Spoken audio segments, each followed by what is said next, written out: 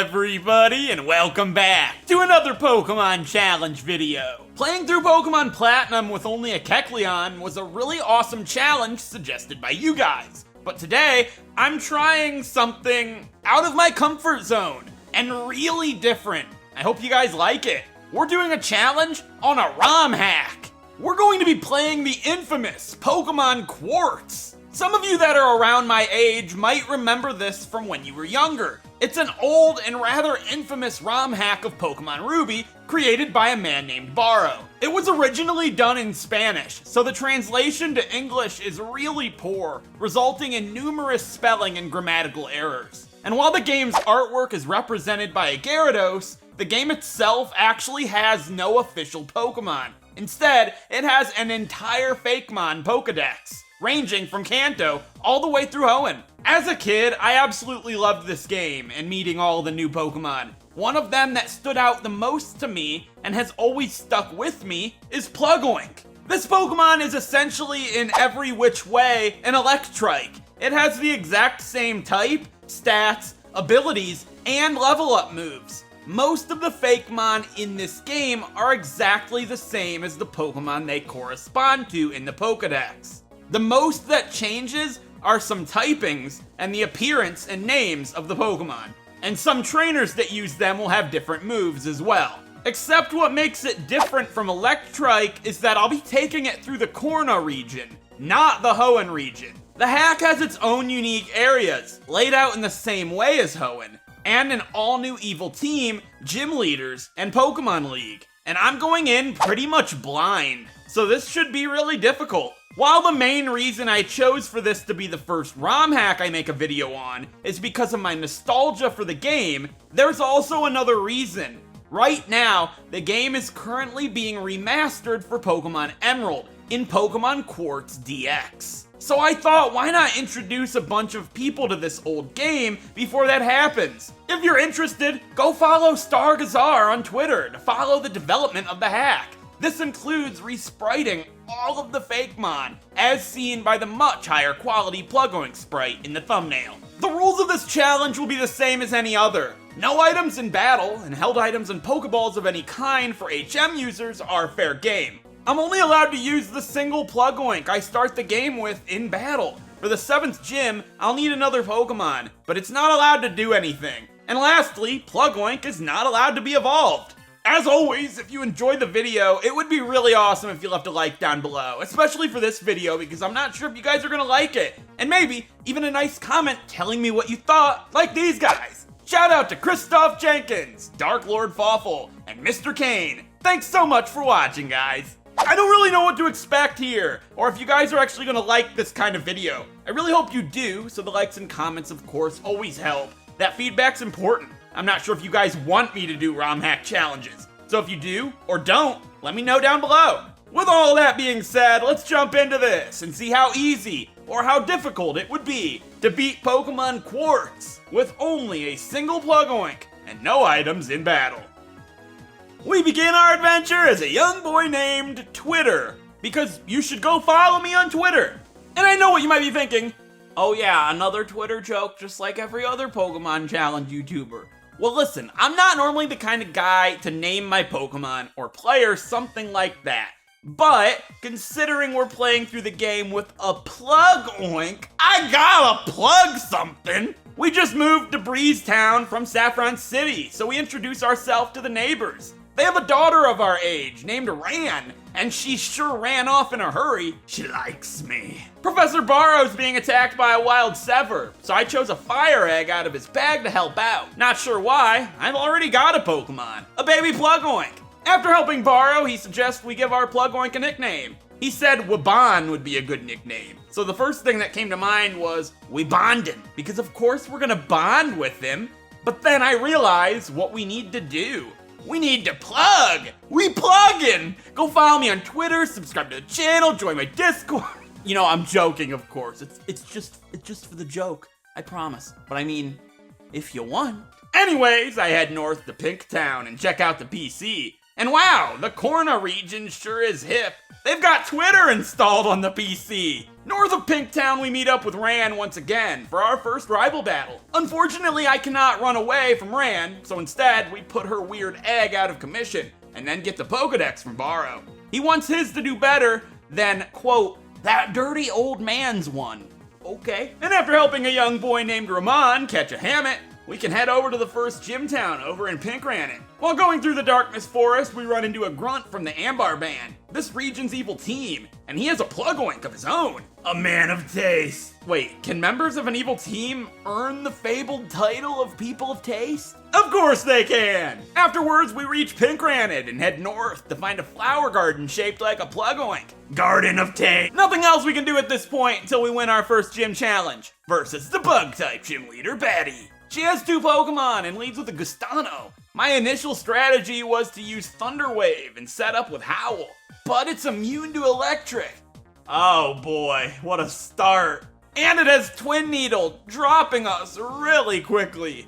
It's clear we're gonna need to train, so I continue to level up and try every time I get a chance, and we're getting nowhere. Not even a slight upgrade in Quick Attack is helping us here, and since it's immune to Electric, even learning Spark at level 20 isn't gonna help with Gustano. But by leveling up to 20, we can take hits a lot better, but still hardly do anything to Gustano. This thing's really bulky. Eventually, after setting up Howl enough, we get Gustano into the range to 2-shot with Quick Attack, getting to meet her ace, a Rockorado. Thunder Wave connects, meaning it's not a ground type, and it hits us with Rock Tomb, taking us out. This tells me it's probably a bug and rock type, which is good. If we can get past Gustano with enough HP remaining, I bet Spark can 2-shot it, meaning we don't need to use as many Howls as I thought. We just need to get lucky. It can use Tail Whip, and if it does this enough, we can use Howl a few times to eventually take Gustano down. A lucky critical hit does over half to it, causing her to use her first potion.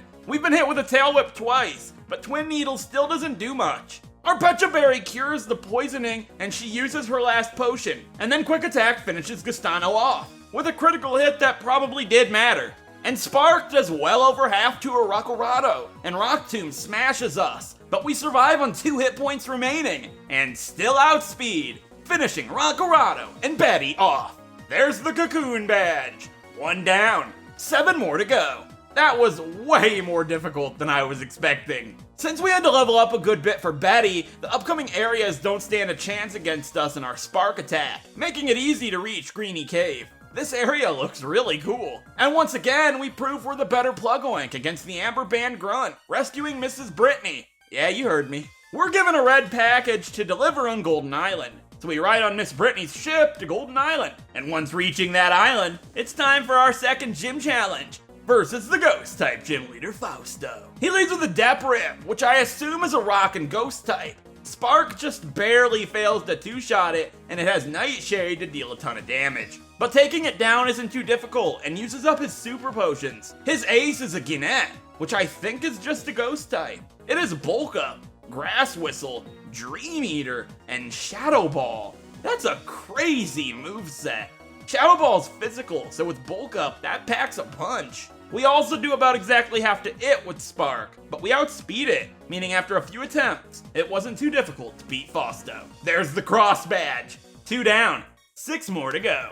And the badges have custom sprites on the trainer card. Really cool. Now to deliver the package in the broke cave, and boy do they mean it. This cave's a disaster. After delivering the red package, we take the other package on over to Sea Blue City to Professor Rappan. And guess who it is? The Amber Band trying to steal it. They say some rather choice words I'd rather not repeat, but regardless, we beat them, and this allows us to head north, running into Ran once again. In the base game, this is one of the hardest rival fights in Pokemon, and here, it's proving to be no different. I chose the Fire-type starter, thinking maybe her starter would retain its ground typing, being the most difficult to fight. This gives her Strabea as a lead, and Stun Spore and Leech Seed is a run-ending combination if used at the start, while we hardly do anything to it with the resisted Spark or Quick Attack. Eventually with a Cherry Berry, we're able to stall enough turns to get past it, and next up is a Lamiyama. It looks like it's based on a Numel to me, so I don't try to use Spark, except it's resistant to Quick Attack. This tells me it's Rock and Fire, which is amazing. After remaining paralyzed for 4 straight turns, I eventually get to test that theory, and Spark does indeed work, taking it out in a single shot. And her ace, her now evolved starter Ornabi, is also affected by Spark, going down in a single shot. That was rough. We reach Purple City and give Ramon and his hamlet a quick beating, and then clear the surrounding areas. Over in Greenieville, we get a free pair of skates, allowing us to go on the skate bridge and access Brown Hill. It appears to be a dead end here until we beat the Purple City's gym challenge, which just so happens to be of the ground type, versus the Mole Man and Giant Leader Max. He has 3 Pokemon and leads with a Duostano. Oh my god, not another one of these! It has Earthquake at the 3rd gym? We're in big trouble. I've never been more sure about needing to train than I do right now. It basically one-shots me immediately, and we have nothing to deal damage with other than Quick Attack. However, at the next level, we learn Bite. We may be getting somewhere. I get our Plug-Oink to level 40, and at first I felt this might have been overkill as we one-shot both Duostano and his Knoll. But then, his Ace Groundo comes out, and it resists Bite. Oh, great. It hardly does anything, and it blasts us with an Earthquake. It looks like it's a ground and fighting type. We need to flinch this thing to stand a chance. And we're speed tied with Duostano, meaning we need to fix that to get this consistent. Using the skates by Greenieville, we can grab the black glasses. This will give us some more damage, and by using the 2 rare candies I've collected so far, we'll be able to outspeed Duostano 100% of the time. Meaning we just need to flinch Groundo a couple of times. Eventually the second Bite flinches it, and he doesn't heal this time. He must have barely been out of range. I'll take it. There's the Continent badge. 3 down, 5 more to go. With that finally done, we skate on over to Brown Hill and get a call from Rand. The band Amber needs to be dealt with once again. We make our way through the Cauldron and then through the Deathlands to reach Polka Dot Town. And west of here, we can explore the Mana Nests, running into the band Amber again. And here we meet a woman named Annie. She's a bounty hunter who is also after the Ambers. They headed to Mount Niveus, so we give chase and run into the Amber band's leader, Amber. Didn't see that coming, did you? They're trying to summon a Chaos God to make electric Pokemon stronger. While we would like that as well, this isn't the way to go about it, Amber. She leads with a Hompalon, who goes down to 1 Spark Hompalon, and then sends out an Alico. Bite does over half, and it hits us with a Sonic Boom, going down to 1 more Bite. And then her ace, Muscleack, comes out. Whoa, they predicted Diggersby! Spark does less than half, but also paralyzes it, and it uses Vital Throw, doing a good amount of damage. We miss Thunder, but hit the next turn, taking it out and finishing Amber off. From here, we can go through the downhill tunnel and reach Maroon Town, home of our 4th gym challenge, versus the Ice-type gym leader, Knaves. She leads with a Cold Chick, and 1 Spark takes it out, followed by her Babigwin. Babigwin. With her ace, Breach, coming out last. Spark does half with a critical hit, but wasn't very effective. Could this thing be an Ice and Dragon type? I go for Thunder, missing, and it smashes us with a Blizzard. And it has the ability Speed Boost, which made it faster than us, causing us to go down the next turn. However, next time, I go for Thunder right away. It misses, and then it misses its Blizzard, and proceeds to do so the rest of the fight. About time luck goes in my direction. There's the Hilltop badge. 4 down, only 4 more to go. Now we head back to Cloudane City, home of our 5th gym challenge, versus the Poison-type gym leader, Benito. Ramon's brother, not our father. He leads with a Mantiga, and Spark does about exactly half, and it smashes us with a Sludge Bomb. It does a bit less than half, but also poisons us, and we very quickly lose the fight to his next Pokemon, Leongosh. But I learned a lot here. Neither one of them can be one-shot with the Spark, so let's try Thunder. Thunder one-shots Mantiga, but it was definitely a range, and then it does the same to Leongosh, as his final Pokemon and ace, Pascal, comes out.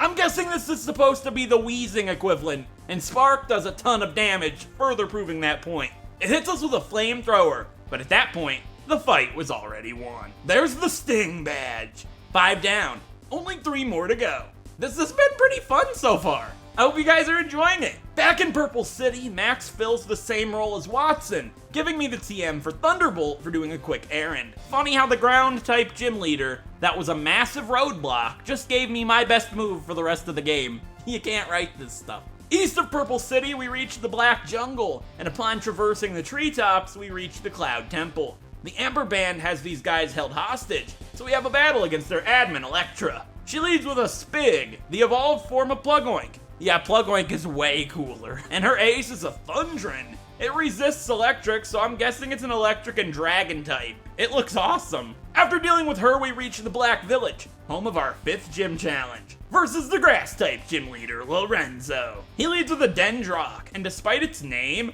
I'm guessing it's a grass and fighting type, but instead it's grass and rock. We're having a tough time here, since grass resists electric and Leech Seed is pretty much just a slightly less potent toxic. We need to deal damage fast, and get this over with quick if we want to win. I give our Plug-Oink a Citrus Berry, and we eventually reach his ace, a Weedalgoo.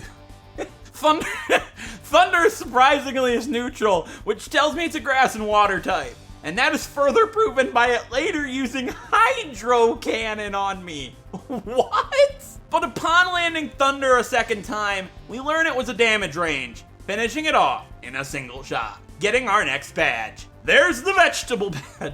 Seriously, the harvest badge would have been a much better name. I'll blame that on localization. 5 down!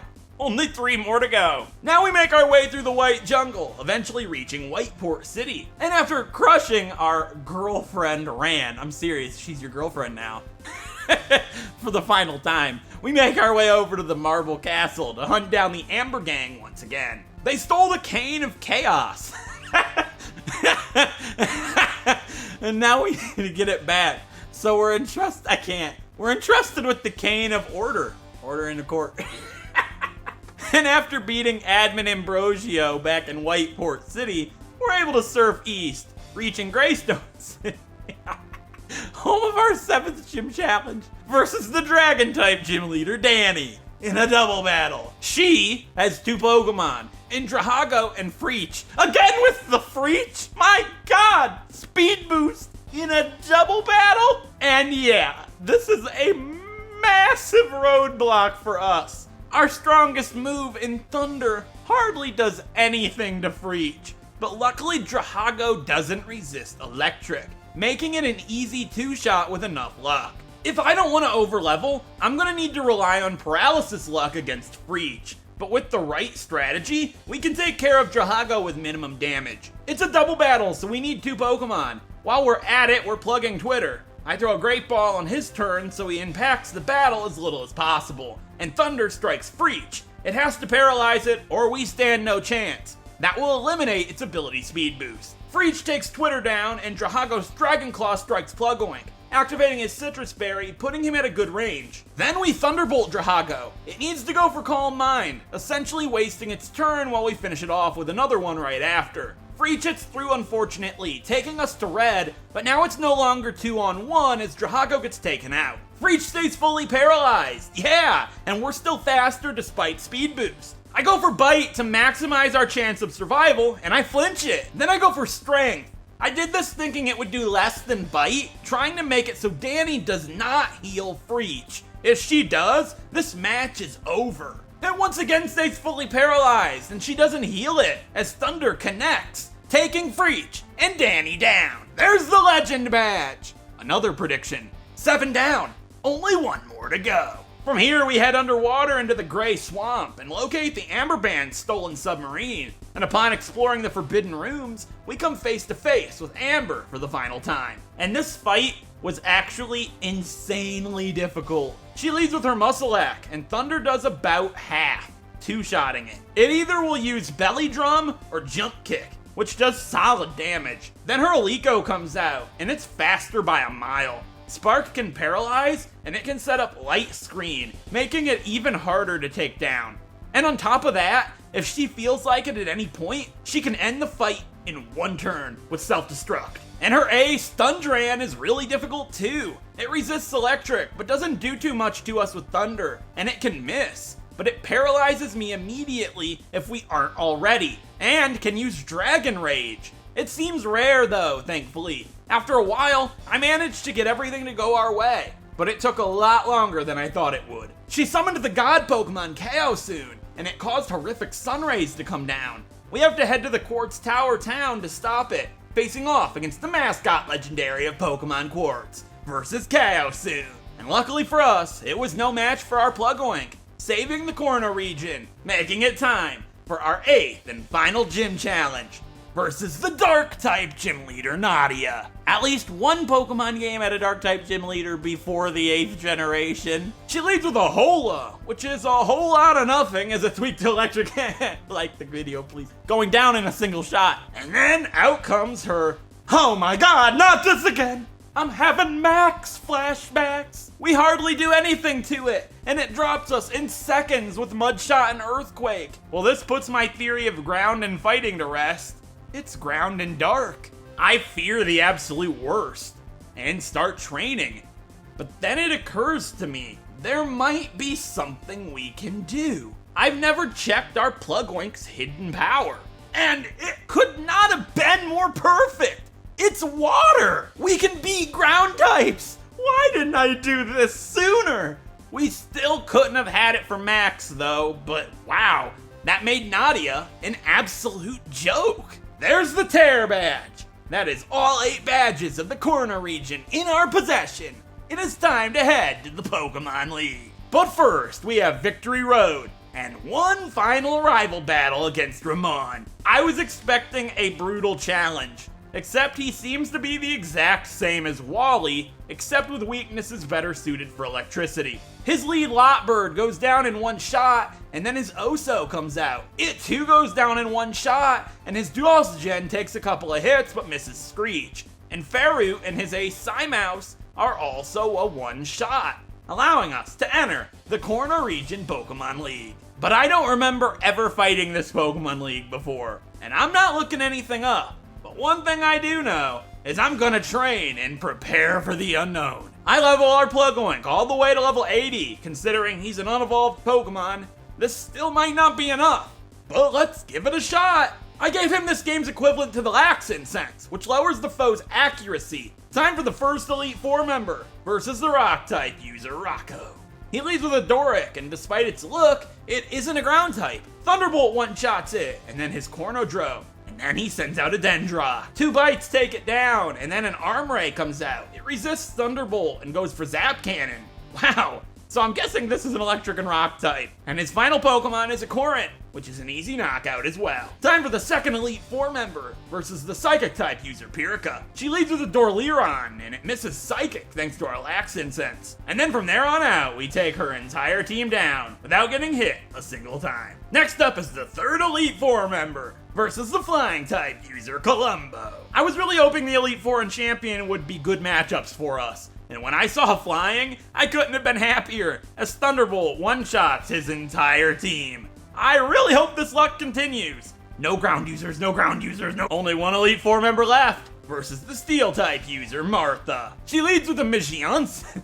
It sounded like a Huntail from its cry, and it was indeed weak to water, going down in one shot. Next up's her Jamal. I went for hidden power, and while it was super effective, it failed to one-shot, while we get blasted by an Earthquake. Not this move again, are you serious? It goes down easily while she heals, and next up's her Duosgen. It can't do much to us, so while it takes 2 shots, we easily take it out. Next up's her Helixit, and it sounded like a Crawdon, and looks like a water type. And it was, with 1 Thunderbolt to take it out. And her ace, a Mangostre, comes out last. And Thunderbolt does not affect it. Oh my god, a ground type! I'm guessing ground and steel, but I have an easy solution. All we need is for it to miss Earthquake. We can get to her ace every time without problem, making it eventually miss Earthquake due to the Lax Incense, going down to 2 hits from hidden power. I am so glad that his hidden power is water. If not, I don't even know if this would have been possible. Everything has Earthquake. Making it time for the champion of the corner region versus champion Annie. Well, look who it is. She leads with a, oh no, it's a ground type. Don't tell me she's a ground type champion, I'll cry. Rescue Dog easily one-shots us with Earthquake every single time, but we can easily get around this by using Bite to make it flinch. Issue not over, however. Next up's Iguanodon, and it too has Earthquake. It's not a ground type though, but everything seems to have Earthquake. With her next Pokemon, Rest Milk, yeah, also having Earthquake. I was willing to press my luck until I beat her Rest Milk, and she sent out her next Pokemon. Oh, for f***'s sake! This again? Another Freech? Seriously? We're training. I get our Plug-Oink up to level 88, and by the time we go back through the Elite Four, he's level 89. But now we can consistently get past her Rescue Dog, Iguanodon, and Rest Milk, reaching her Freech with full health. But not only did they throw another Freech at you, that dirty Borrow gave it Double Team. Are you kidding me? And they gave it Earthquake. I'm done. It's over. Video done. But thankfully, it doesn't always use it. It sometimes uses Blizzard, which can miss and doesn't do as much damage, after way too many attempts to count. Thunder connects on the first turn, and then I go for Thunderbolt trying to get her to not heal. And it gets a critical hit. Works for me! Next up is... Are you kidding? It's Danny all over again. But Thunder just one-shots it. Wow. Only leaving her final Pokemon left. A copycat. She's a copycat. You have the same team as Danny. And Thunderbolt is enough to take it out in a single shot. It's over! Oh my god! This was way more difficult than I ever expected it would be. We just became the champion of the Corner region. And for our incredible plug-in efforts, I let our little Plug-Oink evolve into Spig. And with a massive sigh of relief, we have won this game.